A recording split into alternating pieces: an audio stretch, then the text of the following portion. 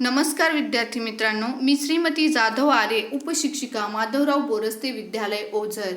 आज आपण पाठ क्रमांक 8 अभियंत्याचे दैवत डॉक्टर विश्वेश्वरय्या अभ्यासणार आहोत। पाठाचे लेखक डॉक्टर यशवंत पाटणे। त्यांचा जन्म 1958। मराठीतील एक प्रसिद्ध साहित्यिक म्हणून त्यांना ओळखले जाते। शेकोटी, सुंदर जगण्यासाठी, चैतन्याची चांदणे, जगाच्या कल्याणा, स्वर गंगेच्या काठी, ग्रंथ आमुचे साथी, उद्याच्या आनंदासाठी, चंदनाचे हात, स्वयंशिल्पी, 6वे सुख, सत्यशोधक तेंडुलकर इत्यादी पुस्तकांचे लेखन त्यांनी केलेले आहे। विज्ञान युगातील विश्वकर्मा व आपल्या विषयातील अचूक ज्ञानासाठी विख्यात असलेले डॉक्टर विश्वेश्वरय्या यांच्या जीवनाचा व कार्याचा परिचय लेखकांनी प्रस्तुत पाठातून करून दिला आहे। प्रस्तुत पाठ चैतन्याचे चांदणे या पुस्तकातून घेतला आहे। तर या ठिकाणी आपण पाठाची प्रस्तावना अभ्यासूया। विश्वेश्वरय्या यांनी त्यांच्या काळात समोर उभ्या ठाकलेल्या जटिल समस्या सोडवल्या होत्या। त्यांचे प्रयत्न म्हणजे केवळ स्वतःची बुद्धिमत्ता सिद्ध करण्यासाठी केलेली कृती नव्हती। त्यांच्या समोर लोकांच्या समस्या सोडवण्याचे आव्हान होते। आपले ज्ञान, आपली कर्तबगारी समाजाच्या कल्याणासाठी वापरली गेली पाहिजे ही त्यांची भूमिका होती। या पाठात वर्णन केलेली त्यांची कार्य ही त्यांच्या भूमिकेचाच परिपाक होती। त्यांनी आपले दीर्घायुष्य या तऱ्हेने माणसाच्या कल्याणासाठी वापरले, हेच आपल्याला या पाठातून लेखकांनी दाखवून दिलेले आहे। तर विद्यार्थी मित्रांनो, आता आपण प्रत्यक्ष पाठाला सुरुवात करूया। तर बघा, या विश्वाचा पसारा अफाट आहे। ईश्वर त्याचा नियंता आहे, म्हणजे नियंत्रक किंवा संभाळकर्ता आहे। तोच पृथ्वीचे नंदनवन करण्यासाठी म्हणजे स्वर्ग करण्यासाठी विश्वेश्वरय्या यांच्यासारखे अभियंते पाठवत असतो। अभियंता म्हणजे इंजिनियर पाठवत असतो। तर म्हैसूरचे वृंदावन उद्यान ही या अभियंत्याची अद्भुत निर्मिती आहे। अद्भुत म्हणजे अजब निर्मिती आहे।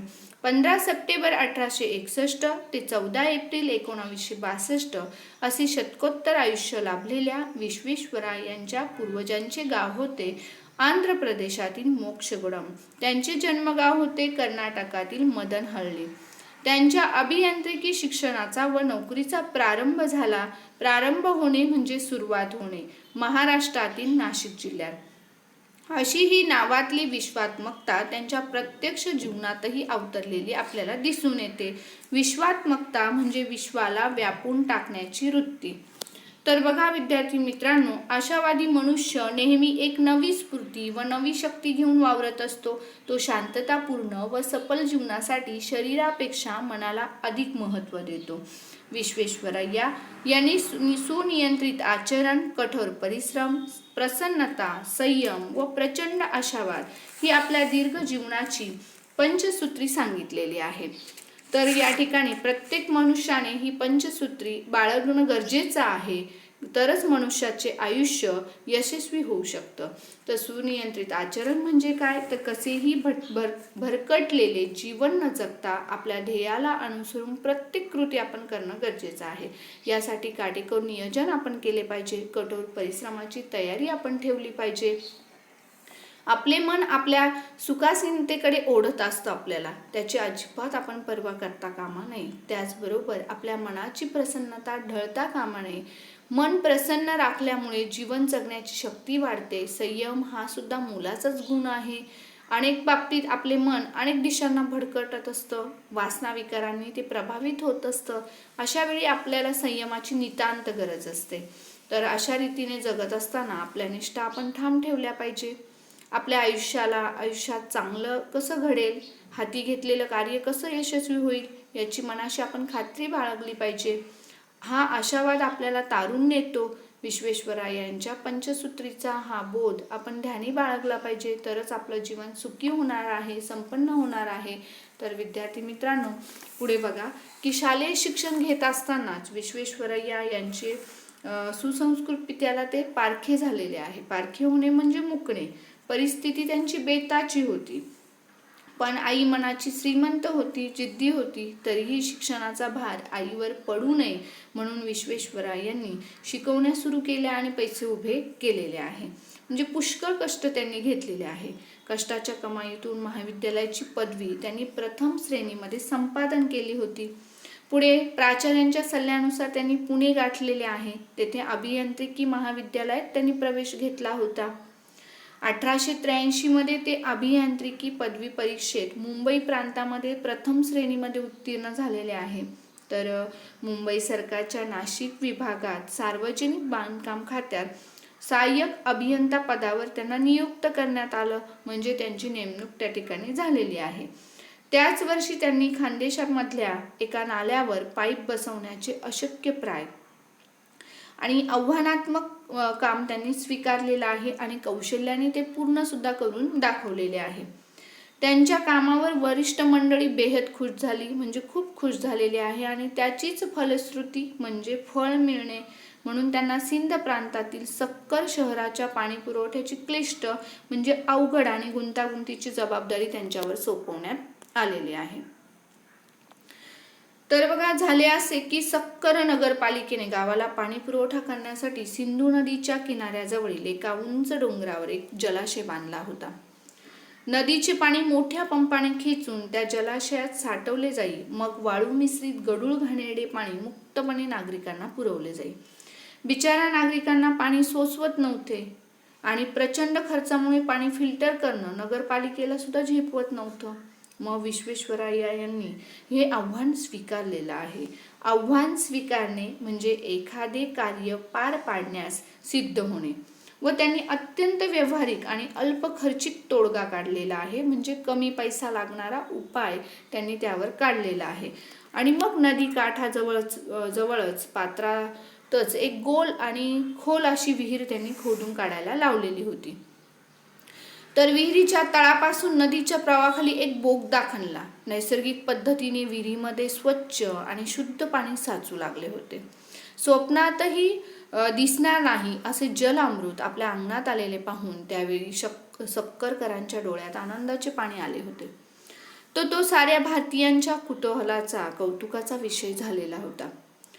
तर बघा विद्यार्थी मित्रांनो, त्यांनी 1907 मध्ये स्वेच्छानिवृत्ती स्वीकारलेली आहे. स्वेच्छानिवृत्ती म्हणजे स्वतःहून निवृत्त ते झाले आणि मग त्यांच्या सेवेचा गौरव म्हणून मुंबई सरकारने त्यांना पेन्शन दिली. त्यांनी गरजेपुरतं पैसे ठेवून सारी पेन्शन गरीब विद्यार्थ्यांच्या शिक्षणासाठी व शैक्षणिक संस्थांच्या उभारणीसाठी खर्च केली होती. इच्छा एकच होती की आपल्यासारखा कोणी प्रतिकूल परिस्थितीशी जर झुंजत असेल तर त्याला प्रोत्साहन लाभावे. मानवतेची मूल्य कृतीने जोपासणाऱ्या विश्वेश्वरय्यांनी आपल्यातल्या माणुसकीचे असं लोभस असं दर्शन दाखवून दिलेलं आहे. तर विद्यार्थी मित्रांनो, निवृत्तीनंतर स्थापत्यशास्त्र म्हणजे बांधकामशास्त्र, तर प्रगतीचे अवलोकन म्हणजे निरीक्षण करणे. तर विश्वेश्वरय्या हे युरोपच्या दौऱ्यावर गेले होते. दौऱ्यावर असतानाच त्यांना अचानक एक तार आली होती. तार होती हैदराबादच्या निजामांची आणि तातडीने या असं त्यामध्ये लिहिलेलं होतं. तर हैदराबादच्या मुसा नदीने रौद्ररूप धारण केलेलं होतं. रौद्ररूप धारण करणे म्हणजे भीतीदायक स्थिती निर्माण होणे. तर सारे शहर पाण्याखाली जाण्याचा जबरदस्त धोका निर्माण झालेला होता. खवळलेल्या जलाशी सामना करण्यासाठी विश्वेश्वरय्या नावाचे आधुनिक अगस्ती युरोपचा दौरा अर्धवट सोडून हैदराबादला आले होते. तर अगस्ती एक ऋषी होते. देवाजनांच्या विनंतीस मान देऊन अगस्ती काशीग्राम सोडून दक्षिण भारतात त्यांनी प्रस्थान केले होते. अगदी त्याचप्रमाणे विश्वेश्वरय्या यांनी सुद्धा युरोपचा दौरा जो आहे तो अर्धवट सोडला आणि ते हैदराबादला आले होते. तर असे हे अगस्ती युरोपचा दौरा सोडून हैदराबादला आले. तब्बल 6-7 महिने त्यांनी झुंज देणे म्हणजे लढा देणे. मुसा नदी मानवाच्या ताब्यात राहील अशी त्यांनी कायमची व्यवस्था केलेली आहे. तरीही किमया म्हैसूर संस्थानच्या महाराजांना समजले आणि त्यांनी तत्काळ विश्वेश्वरय्यांच्या हाती मुख्य अभियंत्याचे सूत्र सोपवलेले आहे. आपल्या कारकिर्दीच्या प्रारंभ काळातच त्यांनी कावेरी बंधाऱ्याची योजना साकार केली होती. म्हैसूरजवळ कृष्णसागर नावाचे अजस्र म्हणजे मोठे असे धरण उभे करून साऱ्या जगाचे लक्ष त्यांनी आपल्या कामगिरीकडे वेधून घेतले होते. तर बघा विद्यार्थी मित्रांनो, महात्मा गांधी सुद्धा हे धरण बघून चकित झाले होते. 8,600 फूट लांब, 101 फूट रुंद, 104 फूट उंच अशा या धरणाच्या माथ्यावर 50 फूट रुंदीचा रस्ता व धरणातील पाणी सोडण्यासाठी आपोआप उघडझाप करणारे 171 दरवाजे आहे. धरणाच्या डाव्या बाजूला असलेला 60 मैल लांबीचा कालवा विश्वेश्वरय्या कालवा नावाने गौरवला जातो. या कालव्यासाठी डोंगर खोदून 3,960 लांबीचा बोगदा तयार केलेला आहे. या धरणातून ठराविक पाणी शिवसमुद्रम धबधब्यात सोडले जाते व पाण्याच्या नियमित पुरवठ्यावर विद्युत निर्मिती केंद्र सुद्धा चालवले जाते. येथील ऊर्जेच्या बळावर विद्युत रोषणाईने उजळून निघतो म्हैसूरचा राजवाडा आणि वृंदावन उद्यान. तर बघा विद्यार्थी मित्रांनो, ही खरी विश्वेश्वरय्या यांची अजर अमर स्मारके आहे, म्हणजे कायम लक्षात राहणारी. तर मोठी माणसे आपल्या कार्याच्या रूपाने जगत असतात. तर विद्यार्थी मित्रांनो, या पुढील पाठ आपण पुढील व्हिडिओत अभ्यासणार आहोत. आजचा स्वाध्याय बघा.